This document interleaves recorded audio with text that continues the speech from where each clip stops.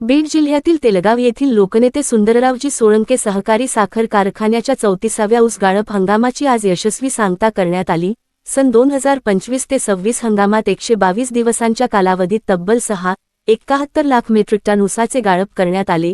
या हंगामात 10.65% सरासरी साखर उतार्यासह 3,62,900 क्विंटल साखरेचे उत्पादन घेण्यात आले। कारखान्याचे चेअरमन वीरेंद्रदादा सोळंके यांच्या हस्ते गव्हाण पूजन करून सांगता समारंभ पार पडला। यावेळी ज्येष्ठ संचालक तथा आमदार प्रकाशदादा सोळंके, ज्येष्ठ संचालक धैर्यशील काका सोळंके तसेच व्हाईस चेअरमन जयसिंह भैया सोळंके यांची प्रमुख उपस्थिती होती।